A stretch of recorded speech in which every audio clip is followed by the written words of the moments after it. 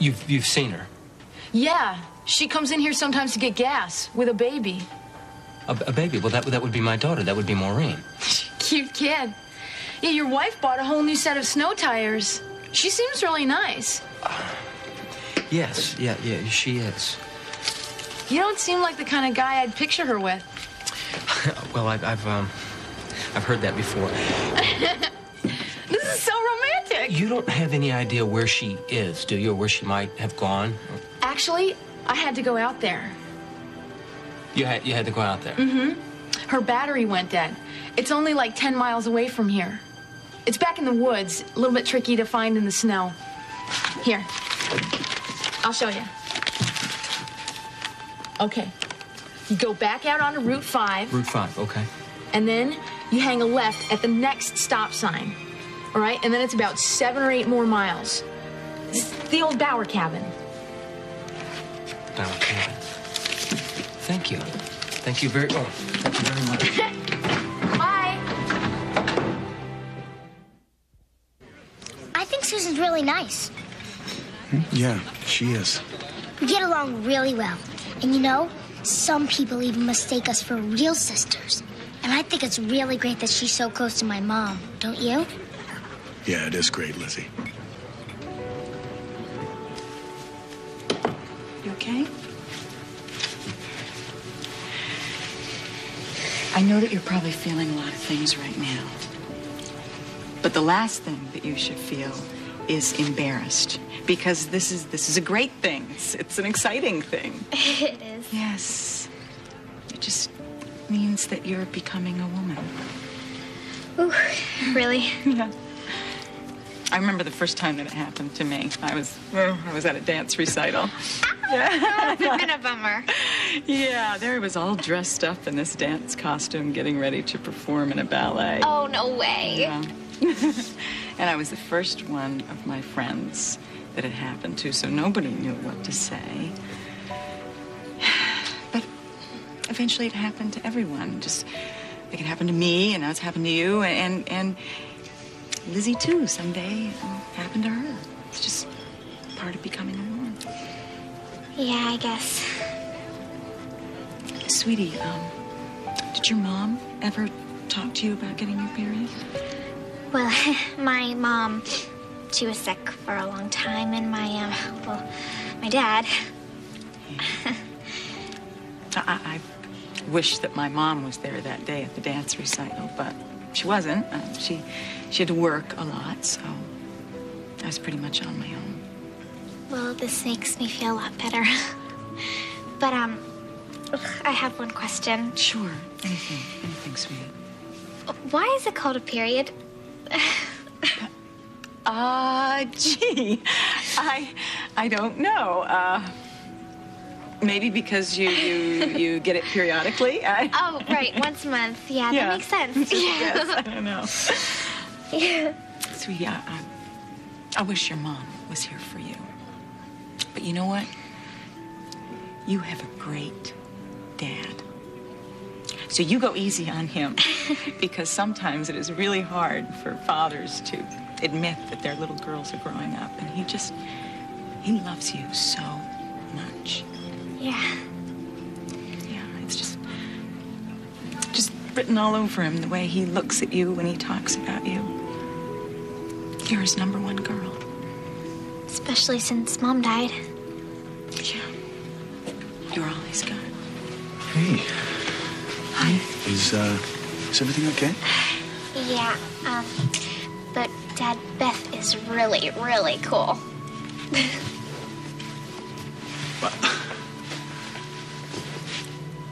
I couldn't have said it better myself. You know, for a guy who claims to be the new breed of Spaulding, you certainly have an old guard sensibility when it comes to doing business. You know, it's frighteningly similar to Alan's. Like father, like son. No, that's not fair. Fair? You want fair? You should see how David looks at me now. Oh, okay. So this has nothing to do with Lewis Oil, does it? This is about David Grant. Want to find a way to redeem yourself in his eyes for what you did to him? You must really care about him. Yeah, I do. Morning, David. Morning, Philip. How are you? Good. Nice seeing you. Good to see you. All right. You never would have said that to my face. I don't appreciate being ambushed. Ambushed? You stood there and you listened to a totally private conversation and you said nothing. It was rude. Oh, come on, Okay, it was Vic. rude. You're not mad because that was rude. You're mad because I finally saw you with your guard down. You staying in Springfield would be the best thing in the world for my mother. I don't know. Oh, please, Fletcher, I was there. I saw everything. Well, I may not have wanted to see everything. What do you mean? Well, it would be very easy to blame you for everything that happened to my mother, but I have to believe that your leaving Springfield just triggered something, a time bomb that was already there, ticking. Trust me, I know. My mother and I, we share a gift for self-destruction when it comes to men. And with my mother, it was my father. She was going to run away with him. I know. Blake, do you know what it's like to have what you think is the perfect relationship and then it just... Of course you do. So what the hell was it, huh? What was wrong? Didn't I love your mother enough? And wasn't Meg with her problems, wasn't she a joy, a blessing? I kept beating my head against that wall trying to figure that out. I just couldn't make sense out of that. Listen, if I knew why my mother acted the way she did, my life wouldn't be the mess it is now. But she's getting better. She stopped drinking. That was a very big part of this.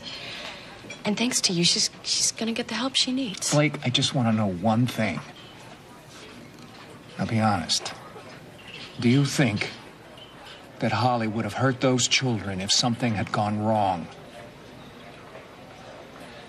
I have to believe that she would not have hurt them. Something inside of her would have risen up and stopped it from happening.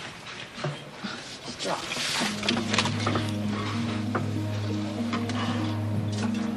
This is your plane? You have a flight this afternoon? Blake. You were gonna leave my mother again? Trust me, there is not a single quality I have that you would want. Well, let's just examine this, Holly. You kidnap the children, I rescue them, and yet no one even acknowledges that. You go after half of Springfield, and the only people I've heard are Josh and Reva, and yet people are lining up outside your door to visit you, to offer their support. I mean, it's completely ironic. I mean, here this man, Alan Spaulding, has professed his undying love for me, and suddenly I have to prove myself to him before he'll marry me. I have to somehow get him to look at me with something other than doubt and suspicion. I need him to look at me the way that people are looking at you, with love and forgiveness. Look at you like maybe you made a few simple mistakes. I can't help you. Don't be so sure, Holly. I've got a lot riding on trying to figure this out. Figuring what out? What your secret is. How do you do it? How do you get people to want to do things for you, to help you? The one person I would want to forgive me, the one I would want to be here, I sent away. Are you talking about your ex? Fletcher, yeah. You're kidding, right? No. I mean, I heard all about it. Everybody was talking about it. How he showed up at your hearing and poured his heart out to you, and you sent him away? Tell him it was a mistake. Tell him you didn't know what you were doing. Do anything you have to do to get him to stay, Holly. Because if you don't, as far as I'm concerned, you really are crazy.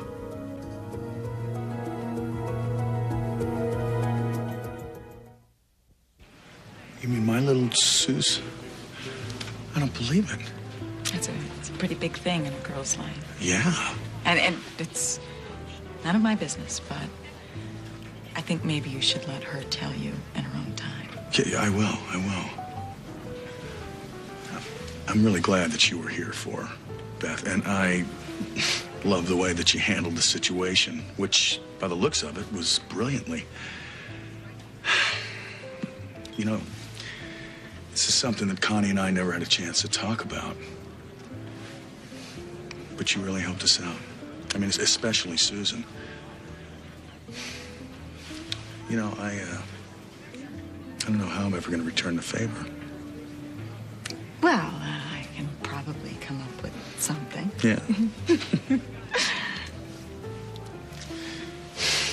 This has got to be tough on her. I mean, she's going through enough changes in her life right now. It's got to be scary. Yeah, scary, confusing, embarrassing. That pretty much sums up puberty for me. Look, I know you're trying to ease the tension in this situation, but I should have been ready. You know, I should have had Susan prepared for this. I guess I always could have asked Mrs. McDonald. I mean, she probably would have known what to say. Mrs. McDonald? Yeah, she was the health teacher in Susan's old school. Oh, come on. I think that given half a chance, parents do just fine with this topic. Oh, please. Even stumbling fathers? I don't know about that. But fathers that care like you do. You love Susan so much, and she knows that. And that's all that matters. You know, I guess I'm just not ready to face the fact that my baby's growing up. Well, guess what? I have a feeling that she understands that, too.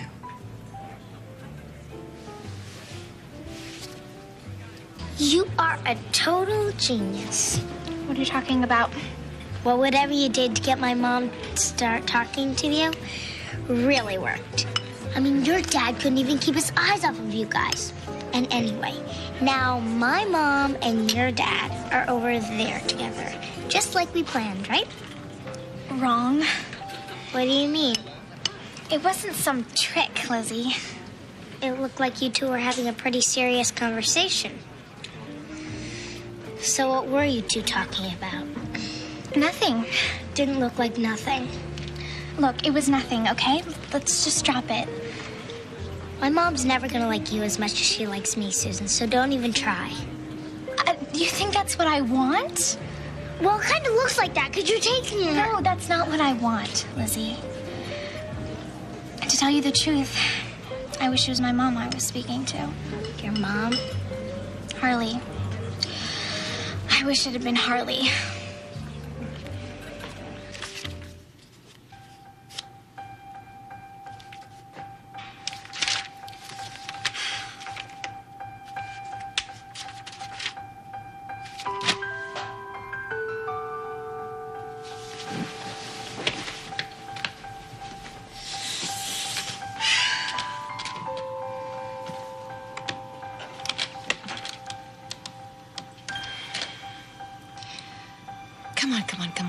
Come on.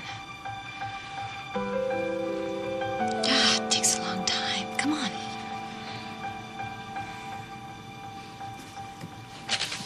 Vanessa, it's me, Matt. I just missed you in the poetry chat room, and I pray you'll open your email soon to read this. Vanessa, you've got to give me a chance to explain that we missed each other at the towers. We can straighten this mess out. I know we can, but it's up to you now. If you come home, I'll never let you leave again. I need to tell you how much I love you. My God. Honey, sweetie pie, come on.